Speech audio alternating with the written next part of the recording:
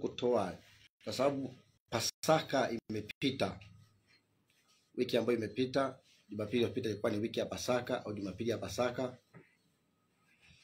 Kwa hiyo leo hii mimi nimepata nafasi ya kufika hapa. Natamani nitoe tu salamu zangu za Pasaka. Za Pasaka kwa sababu bado majira ni yale yale ya Pasaka. Bado tunayo mpaka sasa hivi. Hivyo ndio jinsi ilivyo.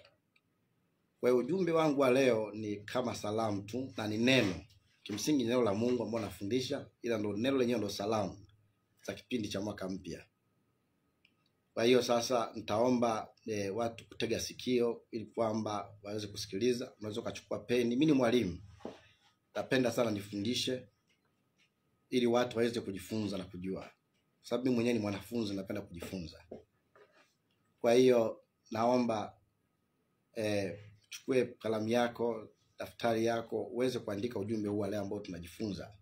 Niko live Facebook sasa, unaweza kufuatilia ukaona kipindi hiki moja kwa moja nikiwa hapa studio.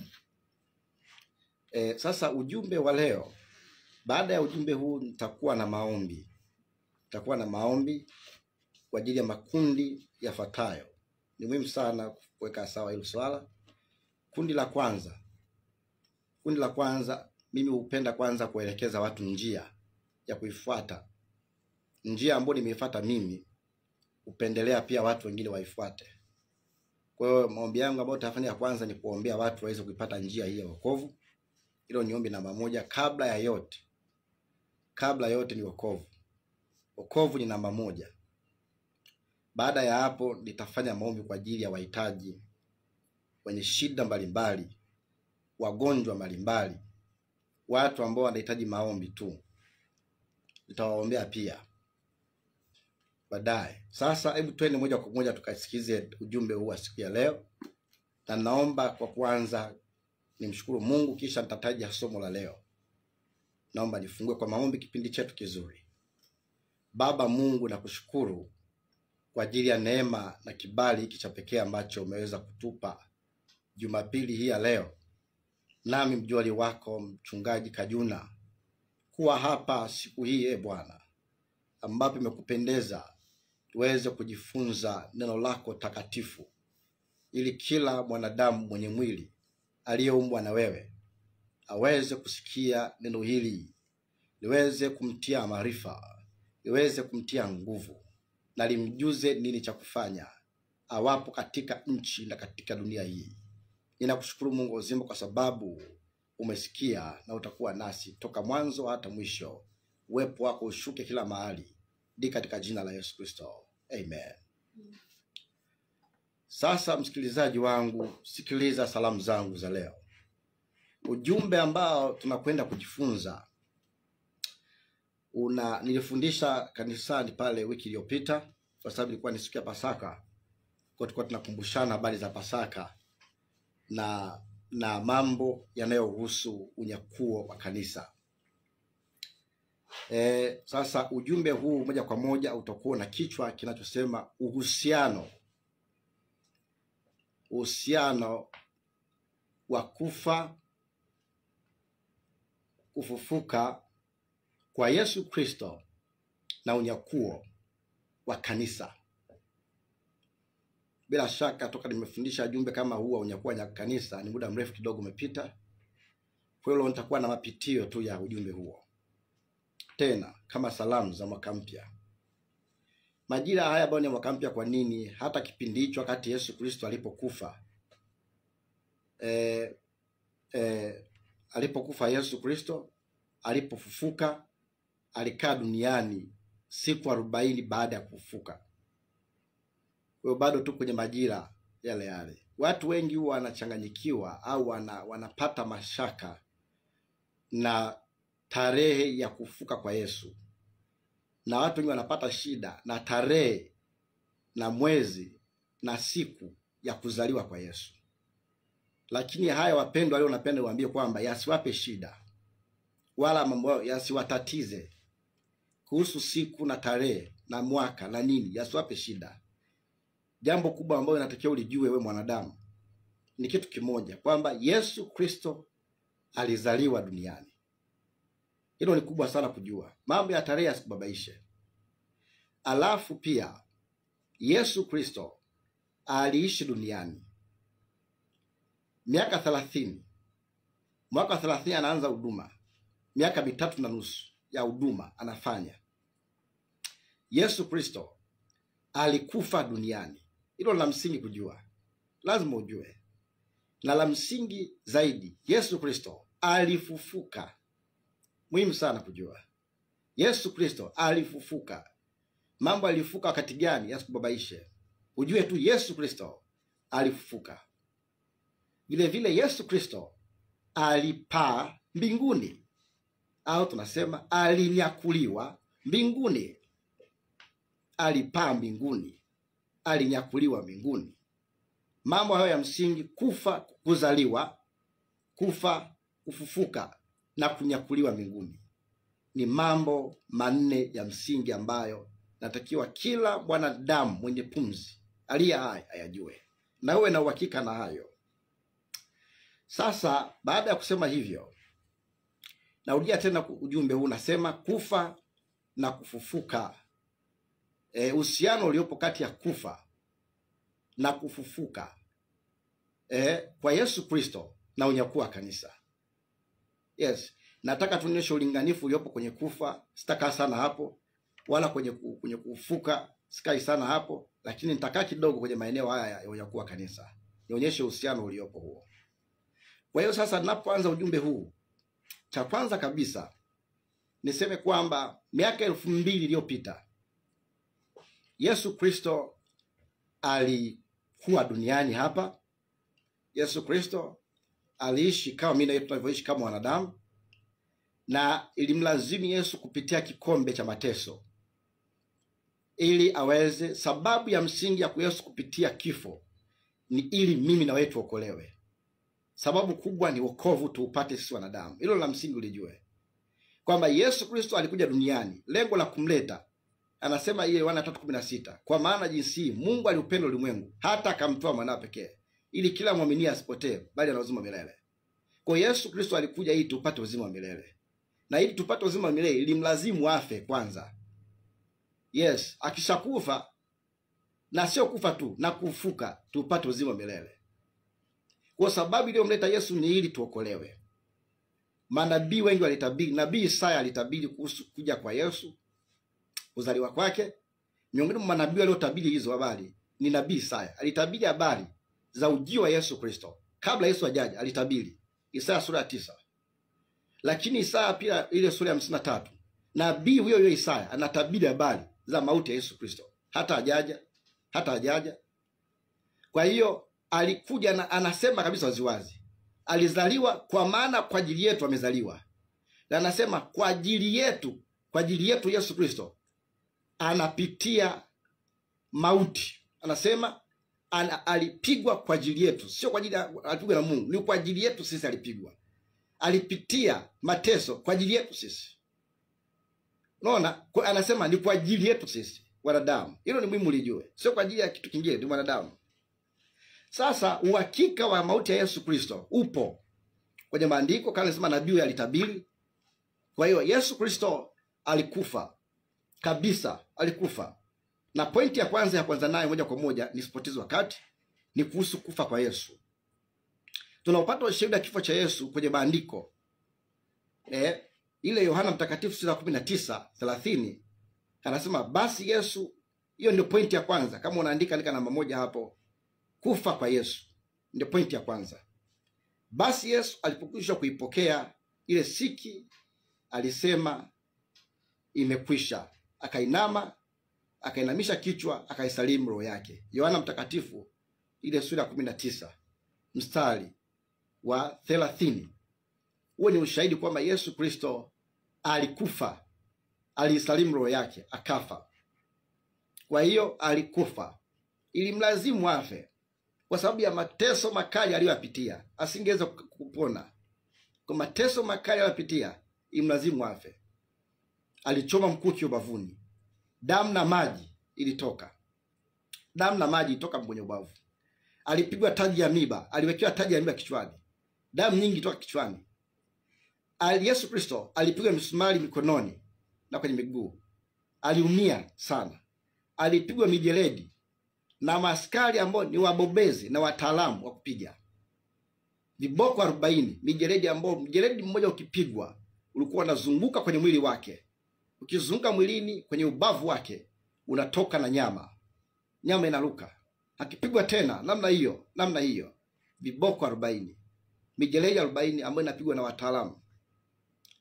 Yesu Kristo alipigwa makonde au ngumi. Yesu Kristo alipigwa makofi. Yesu Kristo alitemewa mate. Yesu Kristo alibebeshwa msalaba. Yesu Kristo alitukanwa, alidhalilishwa, alivuliwa nguo, akawamba kwenye msalaba, na imeandikwa kwamba amelaaniwa aangikwaye msalabani. Kwa alikubali laana ya msalaba kwa ajili yetu sisi. Yote hayo nimekwambia, maudhi na mateso aliyopitia Yesu ni kwa ajili yetu sisi tupate kuokolewa. Kwa kimsingi na majira ya ufufuo wa Yesu Kristo, kufa na kwa Yesu Kristo kwetu sisi si jambo la huzuni, bali ni jambo la furaha, kwa sababu alikubali, aliingia kwenye mateso tuokolewe. Asingeingia kwenye mateso tusingeokolewa bure, tusingeweza kuokolewa. Ina maana wanadamu wangeangamia katika hali ya kupotea kama alivyopotea yule aitwaye Ibilisi, Shetani. Kwa hiyo Yesu Kristo alikufa. Twende point ya pili. Point ya pili, Yesu Kristo alifufuka. Alifufuka. Yesu Kristo alifufuka. Kabisa. Alifufuka.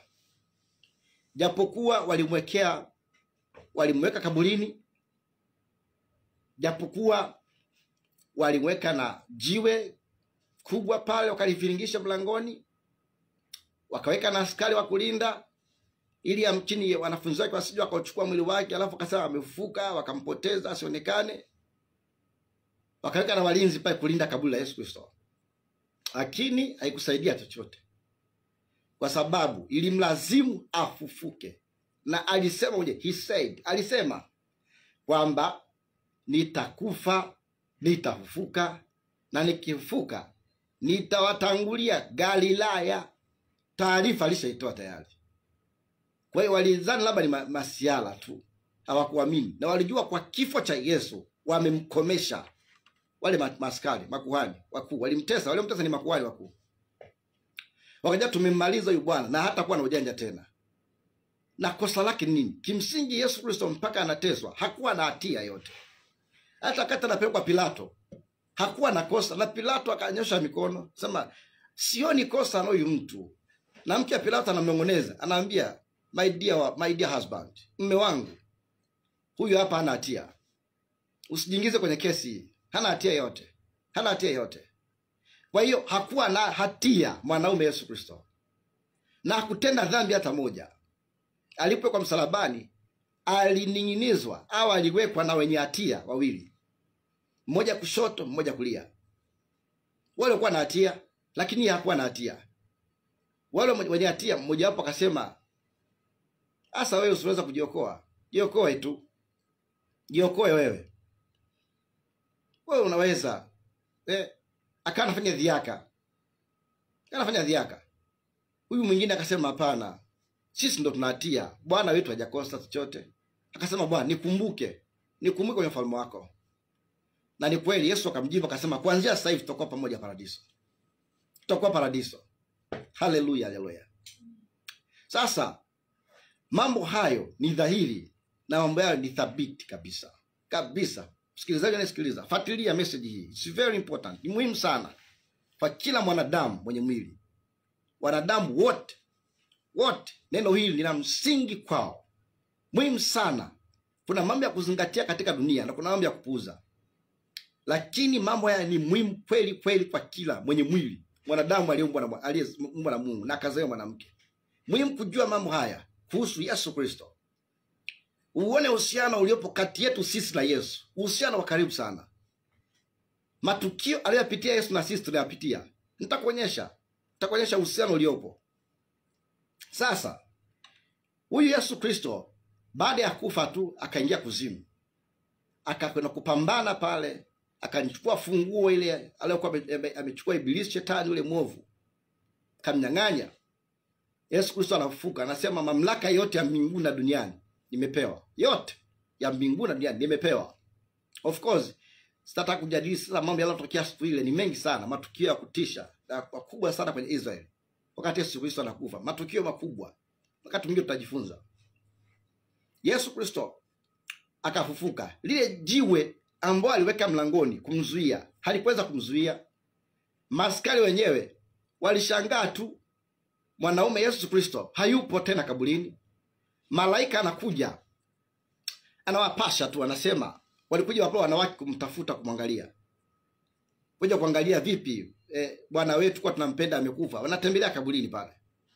Wanakuja pale, malaika anawaambia, jamani, mnamtafuta nani? Yesu Kristo hayupo hapa. Hayupo hapa. Hayupo hapa. Amefufuka kama alivyosema. Alisemaje? Mmesahau wanawake? Anawaambia wamama, amefufuka. Kawapasheni habari wengine. Waambieni hata kina Petro wajue. Waambieni watu wengine wakafahamu huko. Amewatangulia Galilaya. My God. Sasa mwanaume alifufuka, na aliyemfufua Yesu ni Mungu mwenyewe. Muhimu sana. Pointi za msingi sana hizo uende nazo. Muhimu sana. Mungu Baba akamfufua Yesu Kristo, akafufuka katika wafu. Alifufuliwa limbuko kama limbuko letu. Akafufuka. Kaburi alikumzuia, mauti alikumzuia, jiwe alikumzuia. Maana malaika alishuka akaliviringisha jiwe, maandiko yanasema akalisukumia mbali kule. Akasema jiwe, huwezi kumzuia mwanaume huyu, kaa chini. Akatoka, amefufuka, na alama zake zikiwa pale kwenye mikono, alama za misumari. Petro amekuja kaburini kwa kisha, anakimbia mbio, anakuta hamna mtu. Hayupo hapa. Malaika anasema hayupo hapa. Hayupo hapa. Amwatangulia Galilaya. Sasa wakapashana habari, amefufuka. Ikawa ni historia kubwa. Mjadala mkubwa Israeli. Mjadala mkubwa. Kabisa. Wakaambizana. Tomaso hakuamini.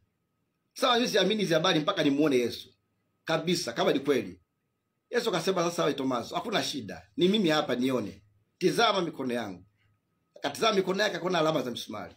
Akasema, Bwana wangu na Mungu wangu. Akaamini. Akasema, sasa Tomaso, heri mtu yule ambaye anaamini bila hata kuona. Kama naufundisha hivi, heri atakayeamini bila kuona. Haleluya. Bwana apewe sifa. Sasa Yesu Kristo alifufuka. Hiyo ni pointi ya pili ya msingi sana. Hebu hakikisha hapo hilo andiko, Mathayo mtakatifu 28 mstari wa kwanza hadi wa 6. Sasa tutasoma ile wa 6 peke yake. Kama umefika unaweza kusoma hapo. Mathayo mtakatifu 28 mstari wa 6. Ndiyo, nitasoma hapo sasa. Mathayo 28:6 anasema, hayupo hapa, kwani amefufuka kama alivyosema. Njoni mpatazame mahali alipolazwa. Hakuwepo. Amefufuka tayari. Huo ni ushahidi. Sasa pointi ya 3. Na kwenye Matendo ya Mitume sura ya 5, kabla ya pointi ya 3, baada ya kufufuka Yesu Kristo akazungumza na wanafunzi wake pale. Wanaambia ile Matendo ya Mitume. Matendo ya Mitume sura ya 5. Anataka huu ni ushahidi kuonyesha kwamba aliyemfufua ni Mungu. Matendo 5:30 anasema, Mungu wa baba zetu alimfufua Yesu, ambaye ninyi mlimuua mkimtundika katika mti. Unaona ushahidi huo kwamba Mungu alimfufua nani? Yesu. Sasa pointi ya 4 ni kunyakuliwa kwa Yesu. Nimesema ya kwanza ni kufa, kufufuka. 3, kunyakuliwa kwa Yesu. Maki baada ya kufufuka alinyakuliwa au alipaa. Sasa hiyo tunaipata kwenye Marko sura ya 16 mstari wa 14 hadi wa 20, na Matendo ya Mitume sura ya 1 mstari wa 6 hadi wa 11. Marko 16 amezungumza pale habari hizi za Yesu Kristo kunyakuliwa. Nitakuonyesha kwenye Biblia kama ilivyoandikwa na Marko mtakatifu. Na Marko mtakatifu ile sura yake ya 16. Yesu Kristo hapa kanisa, wanadamu ambao mnafuatia kipindi hiki, Yesu Kristo hapa sasa ameshafufuka na anatwaliwa. 16 sasa anasema kwamba 16:14 Marko, baadaye akaonekana na wale 11 walipokuwa wakila, akawakemea kwa kutokuamini kwao na ugumu mioyo yao, kwa kuwa hawakusadiki wale waliomwona alipofufuka katika wafu. Akawaambia, nendeni ulimwenguni kote mkahubiri injili kwa kila kiumbe. Ndio ambacho tunakifanya sasa hivi, kuhubiri injili kwa kila kiumbe. Aaminiye na kubatizwa ataokoka, asiamini atahukumiwa. Na ishara hizi zitafuatana na hao waaminio: kwa jina langu watatoa pepo, watasema kwa lugha mpya, watashika nyoka, hata wakinywa kitu cha kuua hakitawadhuru kamwe, wataweka mikono juu ya wagonjwa nao watapata afya. Mstari 19, basi Yesu baada ya kusema nao, akachukuliwa juu mbinguni, akaketi mkono wa kuume wa Mungu. Akachukuliwa juu mbinguni. Sasa hiyo ndio pointi yetu ya msingi sana ya 3: kufa, kufufuka na kunyakuliwa. Unaona ushahidi tumeupata kwamba alinyakuliwa juu mbinguni. Matendo ya Mitume sura ya 1. Muhimu sana ufuatilie maandiko haya ili kwamba uwe miongoni mwa watu wenye uhakika na neno la Mungu, na wenye uhakika na mafundisho, wenye uhakika na kile ambacho wanakisikia. Matendo ya Mitume ile anatueleza hapa kuhusu habari hizi ambazo nakwambia. Sura ya 1 mstari wa 6 anasema hivi: basi walipokutanika wakamuuliza akisema, je, Bwana, wakati huu ndipo unaporudisha Israeli ufalme? Hapa amefufuka, amekutana na Yesu. Nimekwambia alikaa siku 40 duniani. Siku 40 ndio anaondoka. Amekaa mbinguni siku 10. Siku ya 50 ndio siku ya Pentekoste. Ndio siku ambayo Roho Mtakatifu anashuka duniani kwa wote wenye mwili. Sasa anasema hapa, basi walipokutanika wakamuuliza akisema, je, Bwana, wakati huu ndipo unarudishia Israeli ufalme? Akawaambia, si kazi yenu kujua nyakati wala majira Baba aliyeweka katika mamlaka yake mwenyewe. Kwa sababu wanajua habari za ufalme. Na Wayahudi waliteseka pia kwa sababu ya ufalme wa Yesu. Ndio maana wakati anakufa walimwekea pale anwani ya kumdhihaki. Pale juu aliweka tangazo au andiko, bango. Wakaandika, huyu ndiye mfalme wa Wayahudi. Kumbe ni kweli ni mfalme wa Wayahudi. Ni kweli kabisa. Sasa anasema utarudishia Israeli ufalme. Sasa sikiza jibu lake. Akawaambia, si kazi yenu kujua nyakati wala majira Baba aliyeweka katika mamlaka yake wenyewe. Lakini 8 hiyo, mtapokea nguvu akiisha kwa ajili ya Roho Mtakatifu, nanyi mtakuwa mashahidi wangu katika Yerusalemu na kote Yudea na Samaria na hata mwisho wa nchi. Akiisha kusema hayo, walipokuwa wakitazama, akainuliwa wingu likampokea kutoka machoni pao. Walipokuwa wakikaza macho mbinguni, yeye alikuwa akienda zake. Na tazama, watu hivyo wakasimama karibu nao wenye nguo nyeupe, wakasema, hao ni malaika sasa, enyi watu wa Galilaya, mbona mmesimama mkitazama mbinguni? Huyu Yesu aliyechukuliwa kutoka kwenu kwenda juu mbinguni atakuja jinsi hivyo mlivyomwona akienda zake mbinguni.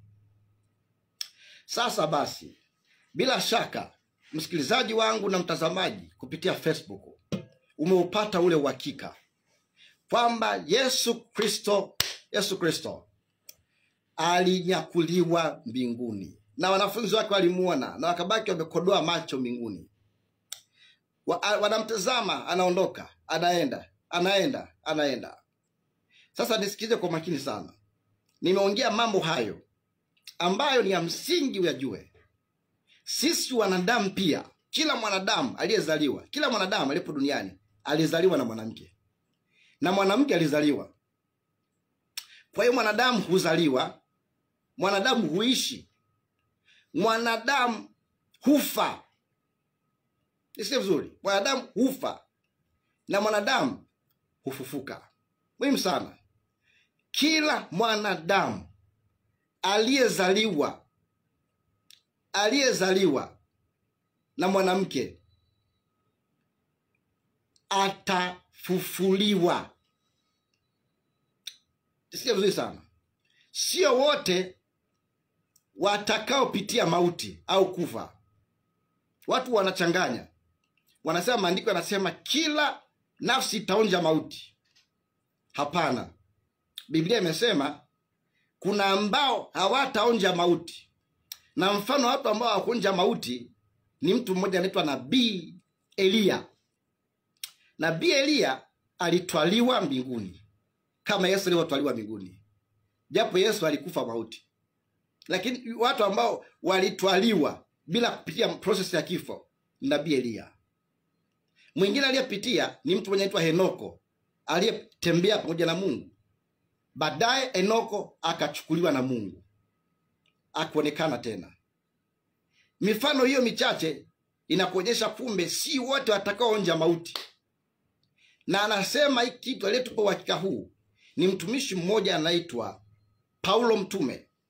Wakorintho wa kwanza sura 15 kuanzia mstari wa 50 anazungumza habari hizi za kufufuka kwa Yesu. Anaweka sawasawa na habari hizi za unyakuo. Anaweka sawasawa. Kwa hiyo process ya kuzaliwa ipo na process ya kufa ipo. Mwanadamu hufa, lakini katika kufa Bwana Yesu atakapokuja atawakuta kuna wengine hawajafa, watakuwa hai. Wa kizazi hicho au wa kipindi hicho au wa siku hizi. Muhimu sana, nisikize vizuri. Ukienda, ili somo ni gumu, ni muhimu ufuatane na mimi pole pole. Ndio maana sikimbii, natembea taratibu, naenda taratibu. Muhimu sana, ni muhimu kwa sababu ujumbe huu ndio utakao kufanya mwanadamu ujue kabisa mwanadamu bila Yesu Kristo hana maana. Narudia tena, mwanadamu aliyeumbwa akazaliwa bila kuwa na Mungu kwenye maisha yake ni bure, hana maana. Mwanadamu lazima ampate Mungu ndani yake, amkubali Mungu. Kinyume na hapo ni kuangamia na kupotea. Ni kupotea.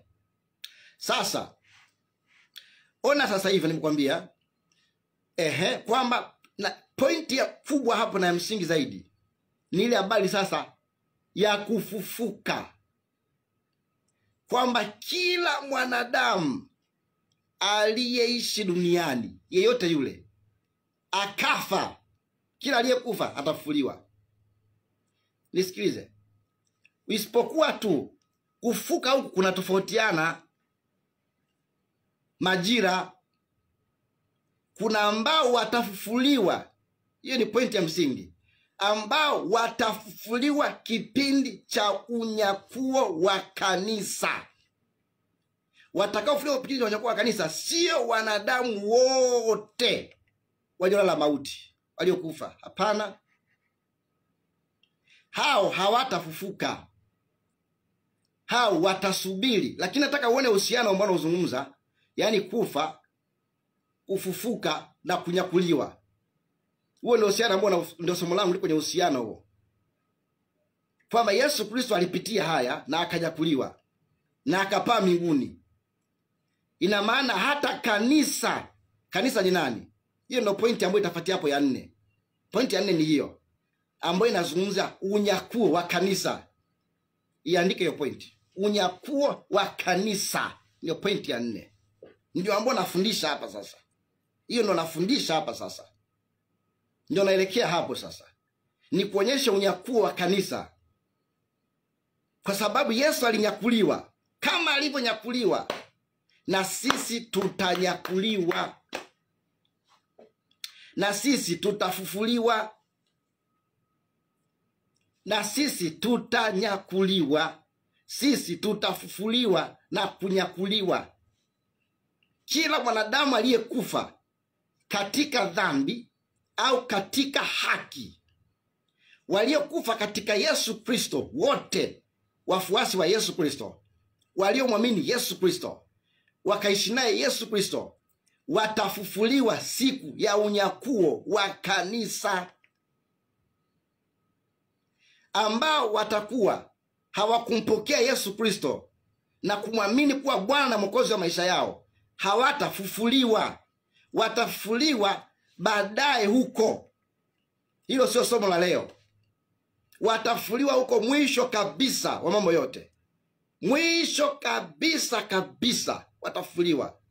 Ambapo hiyo ndio tunasema ndio hukumu kubwa ya kiti cha enzi. Wanadamu wote watafufuliwa hapo. Wote watafufuliwa hapo. Hiyo ndio mwisho wa mambo yote kabisa.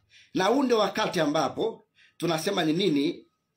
Tunasema kwamba mambo yote, wanasema kiyama na nini. Hapo ndio kila. Haleluya. Kwa hiyo sasa ni muhimu sana ukaelewa ya mambo.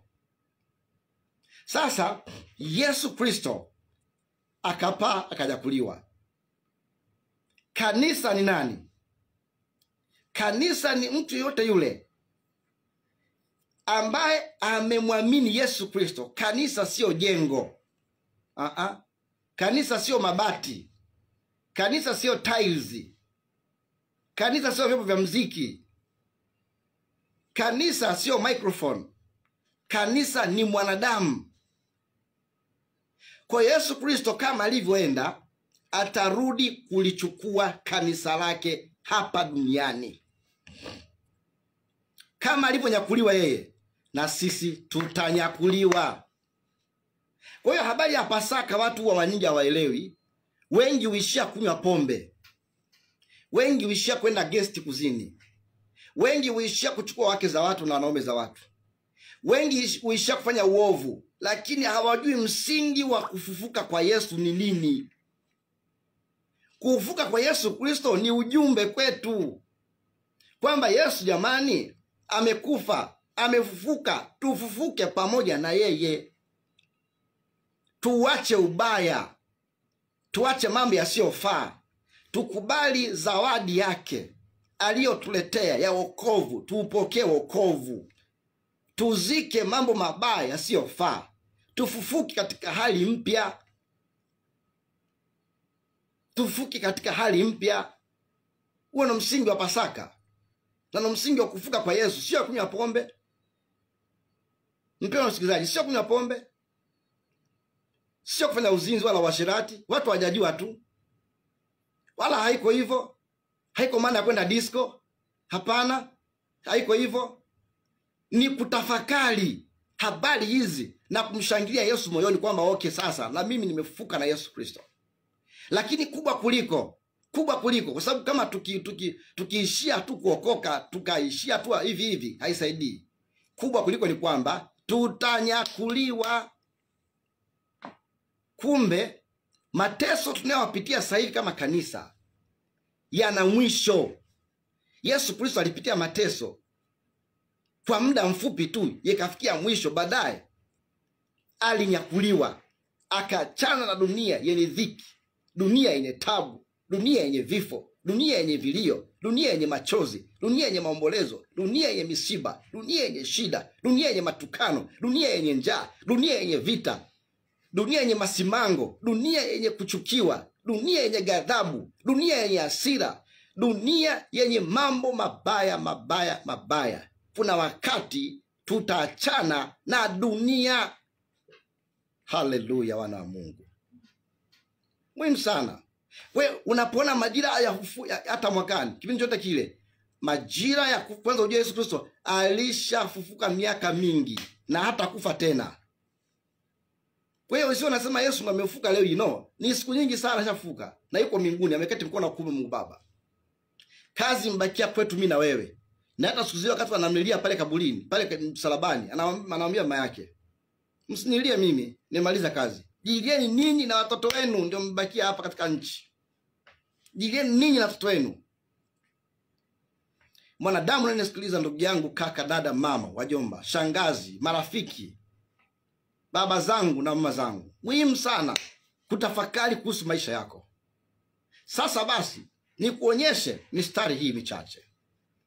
Mistari michache ambayo ni muhimu sana, kwamba kwa sababu Yesu Kristo alinyakuliwa akapaa mbinguni, na sisi tutanyakuliwa. Na sisi tutanyakuliwa kama alivyonyakuliwa yeye mwenyewe. Haleluya. Na sisi tutafufuliwa. Ipo wakati tutafufuliwa.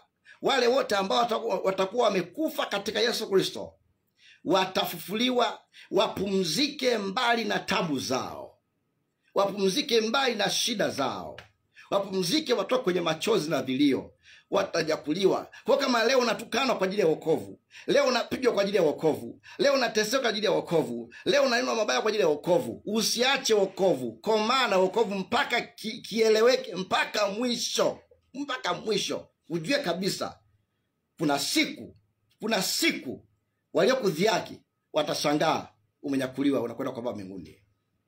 Haleluya. Jambo la msingi kwetu sisi ni kuishi maisha ya haki, maisha matakatifu, maisha yasiyo na michanganyo, maisha ya kuachana na dhambi kabisa, na kuamini wokovu kwamba tumesamehewa dhambi na dhambi hazina nguvu tena kwetu, hazina tena nguvu kwetu, zimeshashindwa zamani, bali tuko na Yesu milele. Sasa tizama hapa kuhusu unyakuo, ambao ndio pointi yetu ambayo tumekaa nayo sasa. Unyakuo wa kanisa. Unyakuo wa kanisa. Habari za unyakuo wa kanisa zimezungumzwa hapa kitabu cha Wathesalonike wa kwanza. Kitabu cha Wathesalonike wa kwanza, ile sura ya 4.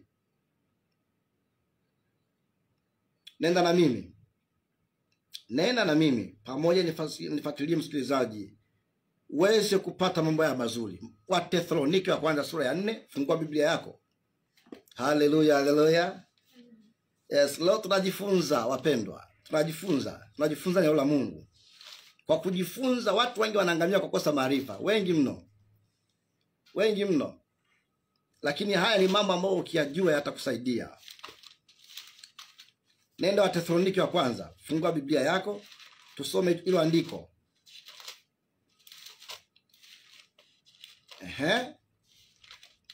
Wathesalonike wa kwanza, ile sura ya 4, mstari wa 13.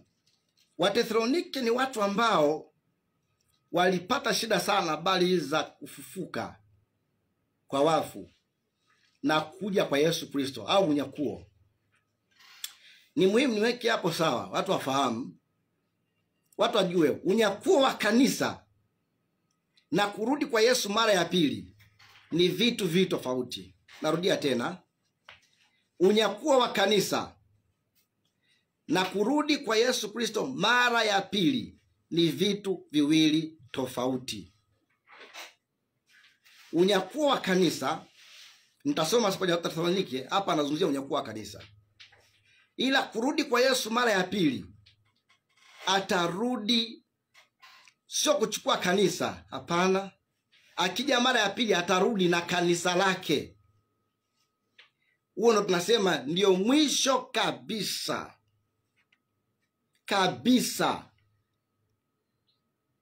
Atakuja baada ya miaka 7 ya dhiki kuu. Hapo ndo atakuja mara ya pili. Atakuja mara ya pili. Ndio anasema hapo wanafunzi wake, wanaambiwa na wale malaika kwamba mnamwona Bwana alivyoenda, atarudi mara ya pili. Hiyo anayozungumza, na atasimama kwenye mlima wa Mizeituni vile kama alivyoondoka, ni kurudi kwake kwa mara ya pili, ambapo atafika kabisa duniani kama Bwana wa mabwana, mfalme wa wafalme na Mungu mkuu kabisa. Kila mwenye jicho atamuona. Anasema kila jicho litamuona, na kila goti itapigwa na ulimi utakiri kwamba Yesu Kristo ni Bwana na Mwokozi. Siku hiyo, sasa hivi hauamini, ila kuna siku ambayo utaamini. Ukifufuliwa, siku hiyo utaamini. Kila mtu atasema, kila mtu, kwa sababu watu wote watafufuliwa, wote watamuona, wote. Kwa hiyo atarudi mara ya pili. Sasa unyakuo ni tukio ambalo linasubiriwa kutokea. Yaani miongoni mwa matukio ambayo ni makubwa duniani yanakuja kutokea. Makubwa mno. Nasema ambayo ni makubwa kweli kweli. Ni unyakuo wa kanisa. Ni tukio kubwa mno. Ambalo hilo sasa hakuna mwanadamu anayejua ni tarehe ngapi. Ukisikia mtu anasema anakuja kesho, sijui tarehe 4, sijui tarehe 5, huo ni muongo. Yesu Kristo mwenyewe anasema mimi sijui, anajua Mungu Baba. Kwa hiyo unyakuo hatujui ni tarehe ngapi. Hatujui ni tarehe ngapi. Lakini tunajua unyakuo umekaribia. Kwa nini umekaribia? Nasema umekaribia kwa sababu gani?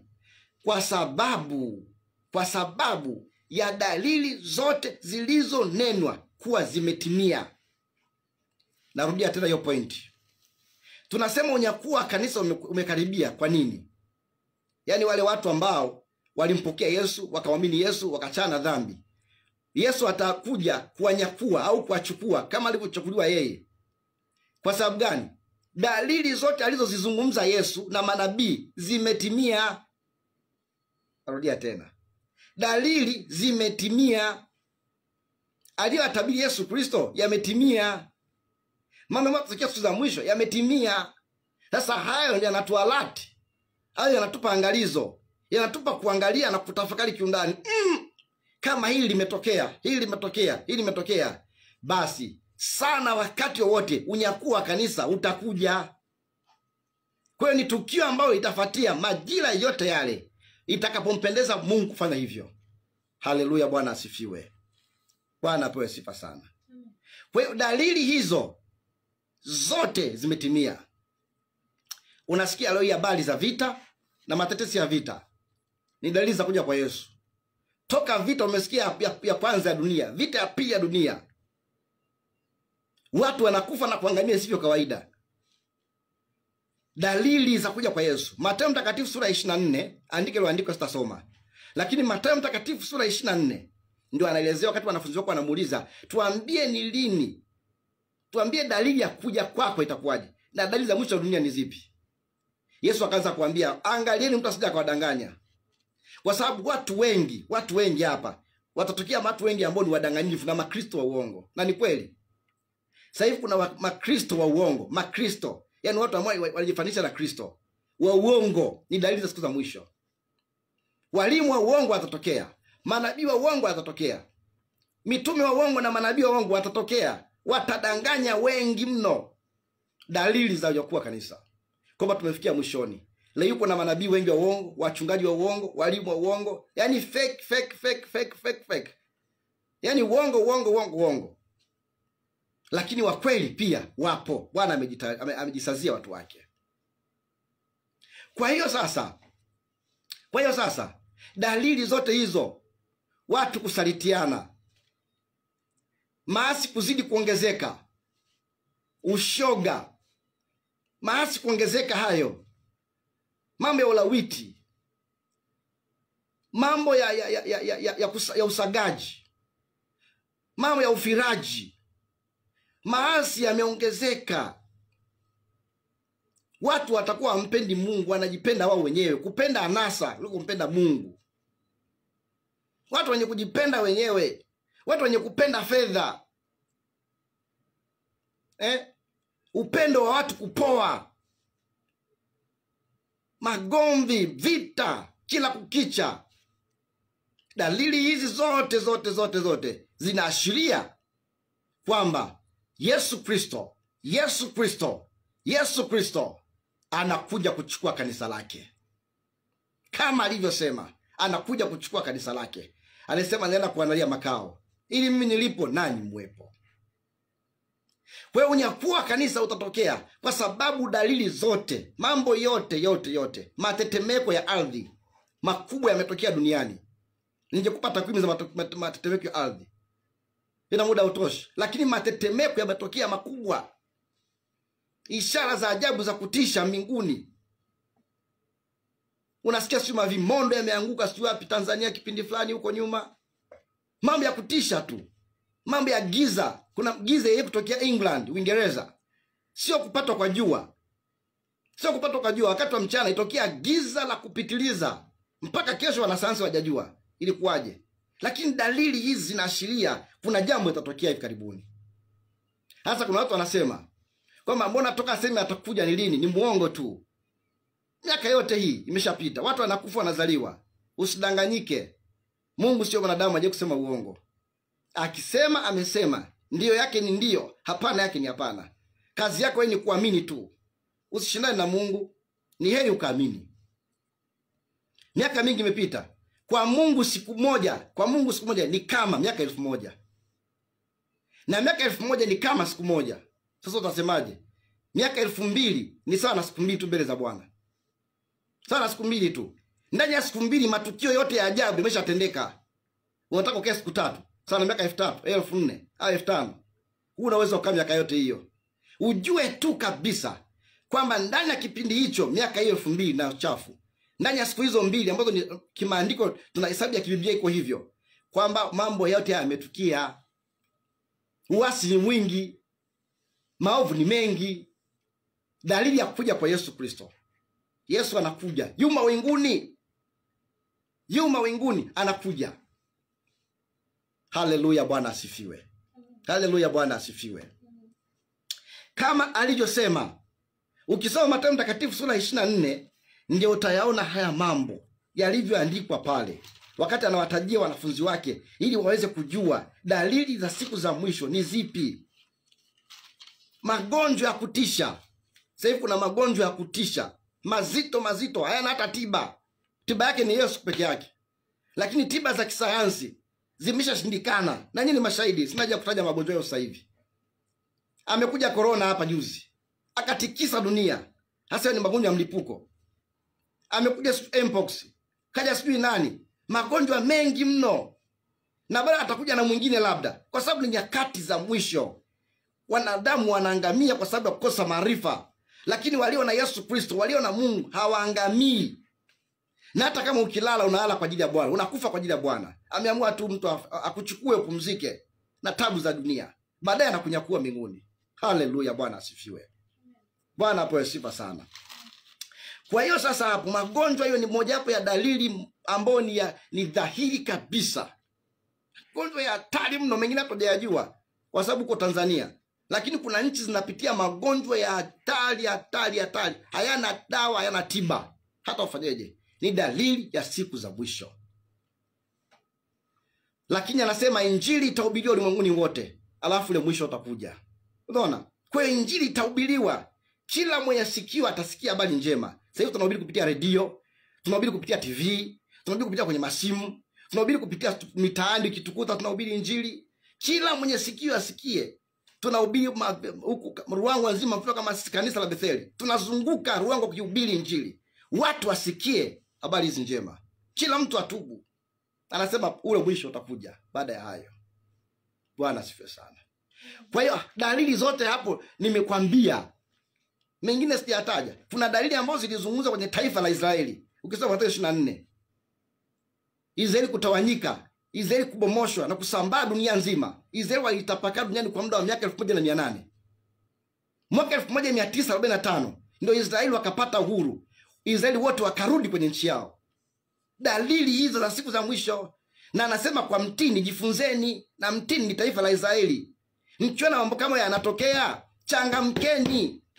Saa ya kuamka usingizini imewadia. Israeli shapata uhuru. Israeli ni taifa la Mungu, ni taa ya kanisa, ni jicho la kanisa.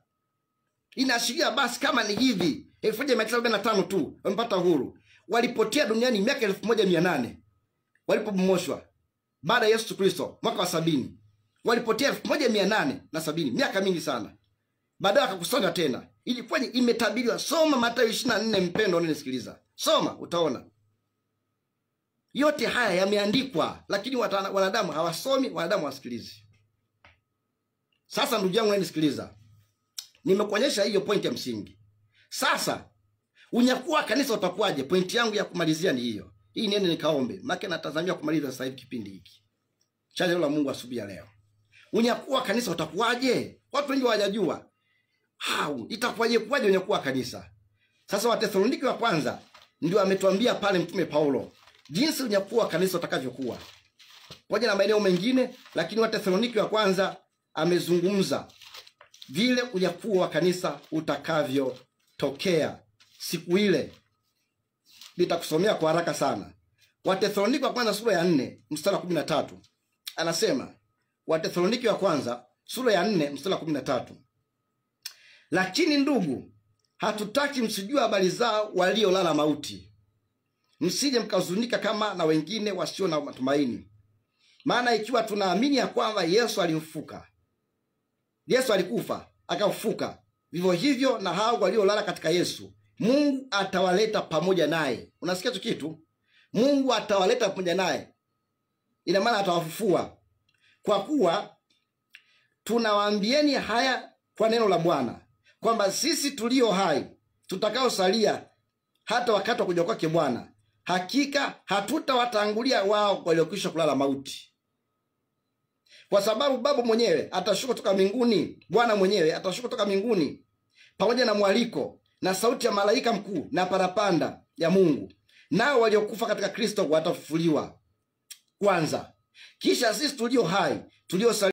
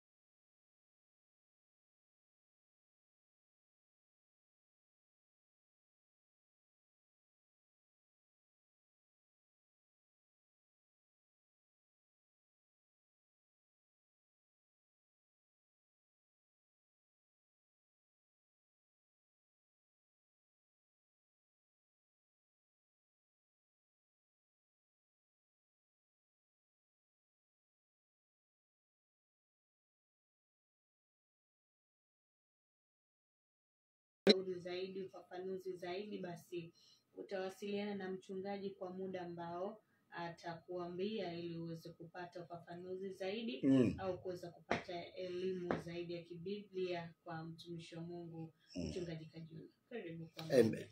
Amen. Sasa nitafanya maombi kama nilivyosema. Kwanza nitaombea makundi mawili. Kundi la kwanza ni la wale ambao sasa wanatamani waje wajiandae na unyakuo wa kanisa. Watu ambao watatamani sasa kubadili mfumo wa maisha. Jamani, maisha haya duniani ni kuishi na Mungu. Ni kuishi na Mungu. Miili yetu hii usitegemee sana. Wala hiyo pumzi usitegemee sana pumzi hii. Yani jiweke tu na Mungu, jipatanishe na Mungu, kana Mungu vizuri. Huko unafanya kazi zako, unaenda shamba, unalima, huko unafanya unajibidisha kwenye kutafuta fedha, kutafuta riziki, unapokuwa tajiri, unapokuwa nini? Yani uwe na Yesu huyo. Yani uwe naye tu, usimwache huyo. Kwa sababu hakuzuii kutafuta hela, wala hakuzuii kufanya mambo yako mengine ya msingi ya maana. Anakuruhusu uyafanye. Yesu sio dikteta. Kwamba kuzuia au usitafute hela, hapana. Tunatafuta, mimi mwenyewe ni mchungaji, lakini natafuta hela. Namtafuta Mungu, natafuta na fedha. Kwa hiyo na wewe hali kadhalika njoo kwenye njia umpate Yesu Kristo, ujiandae na unyakuo ambao utatokea hivi punde tu. Tunasubiri wakati wote kutokea, kwa sababu dalili zimetimia ambazo zinahusiana na taifa la Israeli, ambazo zinahusu dunia na vitu vingine ambavyo vile sikuvizungumza, kwa sababu hii topic ni pana na ni kubwa mno, ni pana sana. Nimezungumza kwa uchache tu. Sasa niombe kwa ajili ya watu ambao wanataka kuokoka. Unasema nimechoshwa na ulevi, sitaki kunywa pombe tena. Hadi leo kuna mtu amenitafuta, anasema nimechoshwa na ulevi, nataka niokoke. Nikasema nitakuombea. Kwa kuna watu wa namna hiyo wengi ambao wanatamani waache ulevi, waache uzinzi. Umefanya uzinzi binti, unajiuza. Mpaka lini? Usishushe thamani yako. Wewe ni mtu wa muhimu sana. Usishushe thamani yako kwa kuuza mwili, kwa kujitoa hivyo. Ni hatari sana hiyo. Kwa hiyo anataka kubadilisha, anataka kuacha usagaji, kuacha ushoga, kuacha kujichua, kuacha uongo, kuacha zinaa, kuacha mambo yote yasiyopendeza. Hii sala itakufaa sana. Na kikubwa baada ya kusali hii sala, nitaomba kuanzia majira ya saa 9. Mnitafute, nitataja namba ya simu. Ushuhuda mwa hata kusikia ni kwamba mimi nimeokoka. Au mimi naomba uniombee niachane na ulevi. Mimi naomba uniombee niachane na hiki. Nitakuombea na nitakufundisha. Bure, unilipi chochote.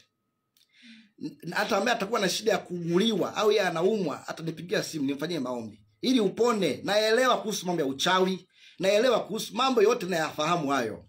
Najua kabisa na naamini katika nguvu za Mungu kwamba uchawi hauna nguvu. Uchawi ni sio chochote kile. Na magonjwa ya kichawi yao yanaisha tu, yani dakika moja tunaomba yanaondoka. Sio topic kubwa. Hasa ufunguliwe kwanza moyo wako. Haya magonjwa yatakuachia tu, tukiomba kwa jina la Yesu dakika moja tu yanakimbia. Hayakae tena kwako. Mambo ya mafanikio yanakuja tu. Yanakuja tu. Mambo ya msingi jiweke tayari, ukae vizuri na Mungu wako. Sasa yule aliye tayari kuokoka, pale pale ulipo. Pale pale ulipo unasema mimi natamani nimpate Yesu. Rudia haya maneno kwa uaminifu. Sema maneno haya hata upo kwenye gari, upo shambani, upo hospitali, upo sijui kwenye dukani, bodaboda, popote pale ulipo sema haya maneno ili wewe uokoke umpate huyu Yesu. Sema Bwana Yesu, naomba unisamee dhambi zangu zote ambazo nimezitenda kwa makusudi au ambazo nimetenda kwa bahati mbaya. Nimesikia neno lako kuhusu unyakuo wa kanisa, na mimi natamani siku ujapo ninyakuliwe, nikulaki mawinguni. Naomba unisamee dhambi zote ambazo nimetenda. Nimekubali kwa hiari yangu, sio kwa lazima. Niokoke na kupata Yesu. Naomba unikubali. Naomba unisafishe. Naomba unitakase. Katika jina la Yesu Kristo. Amen. Baada ya maombi mafupi tu, aliyesema maneno hayo amesamehewa. Usiwazi tena kuhusu dhambi uliyoitenda, umeshasamehewa. Huo mzigo wa dhambi Yesu ameuondoa na ameufuta kabisa. Unipe taarifa kwa umeokoka ili niende kufundisha na kuombea. Na nikwambie aliyeko Ruangwa mjini aje kanisani. Watu wanaogopa kuja kanisani sijui kwa nini. Njooni kanisani tujifunze. Tumtafute huyu Mungu. Njooni kanisani, ukiokoka tu kakaa pembeni bila kwenda kanisani. Hata kama uko mbali, tafuta kanisa la watu waliokoka. Nenda kajifunze neno la Mungu huko. Ulijue neno la Mungu. Ujue jinsi ya kuendelea mbele. Nitaomba kwa ajili ya mtu aliyeokoka sasa, na nitaunganisha maombi kwa ajili ya wote wenye mahitaji ya magonjwa, mahitaji mbalimbali, wadhaifu ambao hawezi vitandani muda mrefu, umpoteza fedha kwa waganga, wamekudanganya tu bure, wamekulia kuku wako, wamekulia na bata, wamekulia na kondoo na mbuzi, ni wadanganyifu tu hao. Nitakuombea na utapona tatizo lako. Kila ugonjwa uwe wa kichawi, uwe ugonjwa tu wa kisayansi au kibiolojia, uwe unatokana na hali ya hewa, utokana na udongo, utokana na upepo, unaotokana na mimea, ugonjwa wa aina yote ambao umekupata, unaotokana na hali zote hizo za kibinadamu, mazingira, chochote kile, magonjwa ya kipepo, sijui magonjwa ya nini, yote tutayasheka kwa jina la Yesu Kristo. Sasa naomba, Baba Mungu, katika jina la Yesu Kristo lenye nguvu na mamlaka ya kutisha, ninaomba wakati usasa kwa ajili ya kila aliyeokoka na kusalimisha maisha yake kwako Yesu Kristo, au kusarenda kwako na kupokea Mungu Baba Mwokozi. Ninasihi kwamba kila namna ya nguvu za giza ambazo zilimshika kabla zimwachie.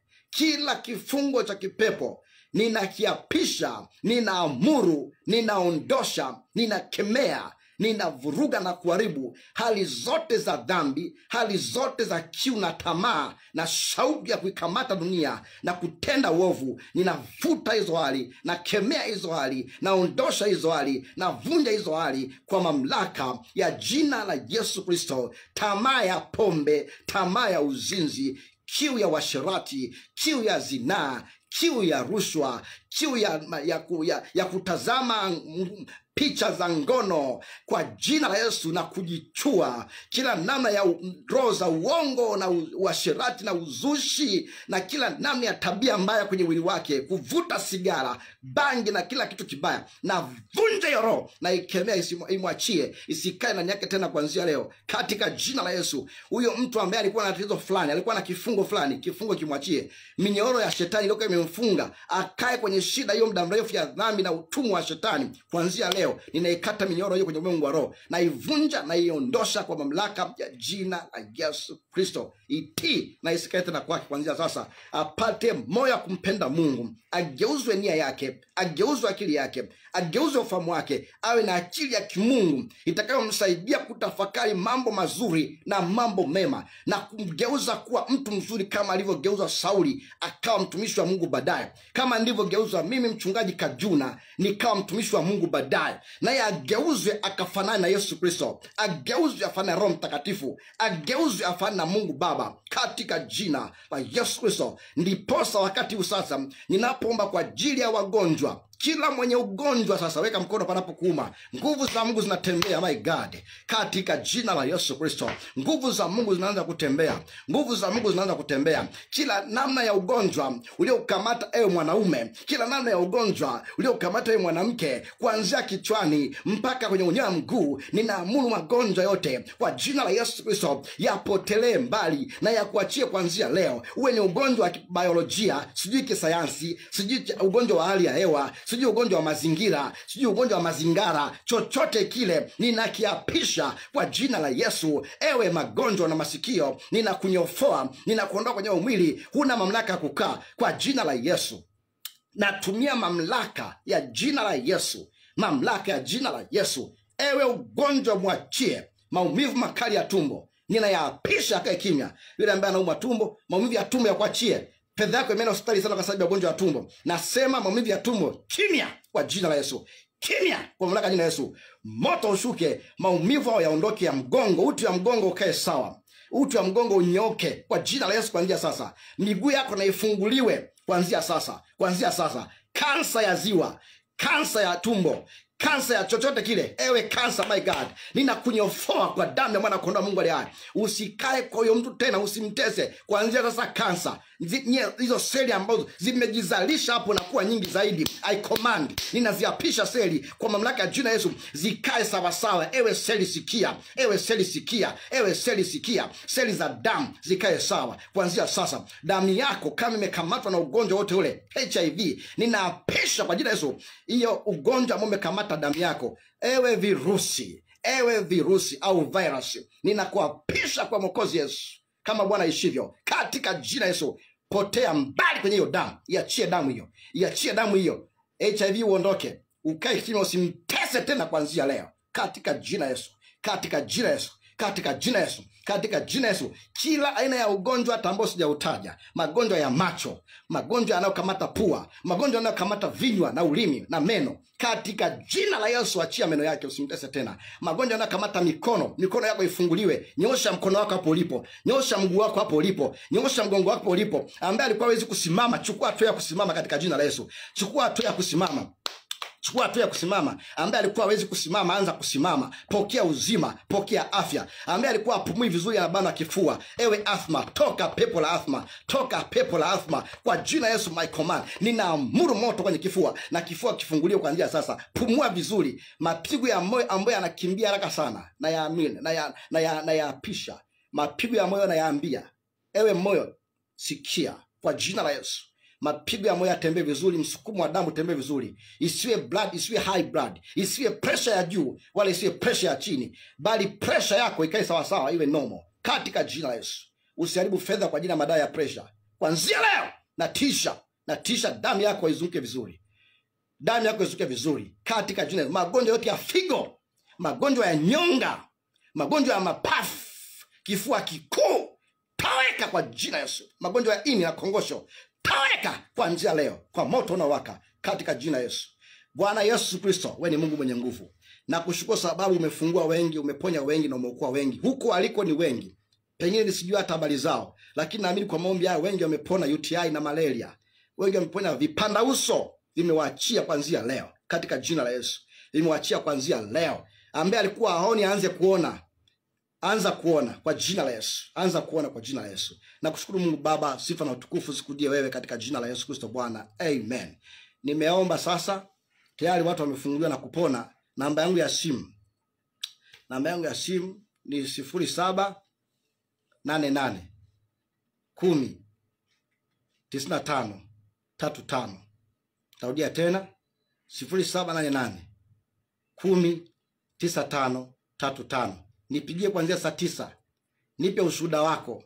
Watu wengi wanapona kufunguliwa. Nawe nipe ushuhuda wako. Na yani namba hiyo yani ni kwa ajili tu ya shuhuda na kutoa taarifa. Kama mimi naumwa nahitaji maombi au mimi nahitaji kuokoka, nahitaji msaada zaidi wa ushauri wa kiroho, nahitaji mafundisho ya neno la Mungu, tuma kwenye hiyo namba. Au piga namba nyingine ya Tigo ni 0713 799 377. 0713 799 377. Kuna watu wanipigia sasa hivi simu, usinipigie sasa hivi, nipigie kuanzia saa 9. Saa 9 nitakuwa nishatoka kanisani. Niwakaribishe watu wote kanisani. Tunapatikana Ruangwa mjini. Kanisa letu linaitwa Betheli Tabernacle. Betheli Tabernacle. Tuna kwaya nzuri, naimba nyimbo nzuri. Betheli Tabernacle. Tunapatikana Ruangwa mjini, karibu na sheli ya huku Mbuyuni ya juu kabisa, kama unakwenda halmashauri. Ukifika hapo sasa, piga simu, wala usipoteze muda. Piga simu, bwana mchungaji nataka nje kanisani. Nimekutajia namba ya simu, nitakuelekeza kanisani. Kuna makanisa mengi pale. Ukinipigia simu nitakwambia kanisa letu liko sehemu fulani, njoo. Barabara ya Lipemba hiyo. Kuna majengo hapo wanajenga mazuri, apartment hizo za Ilianje. Ukifika pale nyuma ya jengo hilo kuna kanisa letu, utaona la bati za rangi ya blue. Unafika hapo kanisani kwetu na tukote pamoja. Tuna ibada siku ya Jumatatu saa 1 jioni, tuna ibada Jumanne saa 1 jioni, na Jumatano saa 1 jioni, na Ijumaa mkesha. Hizo ibada za Jumatatu, Jumanne na Jumatano ni kwa ajili ya ni kusoma Biblia tu. Nitoe mwaliko sasa kwa wale ambao wanataka kuja kujifunza Biblia kupitia group letu la WhatsApp. Tuna group la WhatsApp ambao tunakusudia kuisoma Biblia nzima na kuimaliza. Tumeanza Januari mpaka leo tunaendelea. Mwaka 25 ni mwaka wa mabadiliko. Usiwe Mkristo wa kawaida, usiwe mtu wa kawaida, kubali kuwa tofauti. Karibu tusome Biblia. Mwaka huu tunamaliza Biblia nzima kwa mara nyingine. Hii namba ya simu ndio kutajia, ina WhatsApp. Nitumie ujumbe mchungaji Kajuna, naomba uniunganishe group la WhatsApp. Nitakuweka kwenye group la WhatsApp la kusoma Biblia bure. Leo tumefika kitabu cha Mambo ya Nyakati wa kwanza kuanzia sura ya 10. Mambo ya Nyakati wa kwanza kuanzia sura ya 10, 11 na 12. Kila siku sura 3 za Biblia kila siku. Mungu Baba wabariki na washukuru sana. Asante sana. Mungu akumbuke. Asante viongozi wa redio, asante watu wote kwa kunisikiliza. Katika jina la Yesu Kristo, watu wote na wabarikiwe. Ruangwa na ibarikiwe, Tanzania na ibarikiwe, kila mmoja na ibarikiwe katika jina la Yesu. Amen, amen, amen. Amen. Msikilizaji, na kufikia hapo tunafungua ukurasa wetu wa ile chaguo la msikilizaji.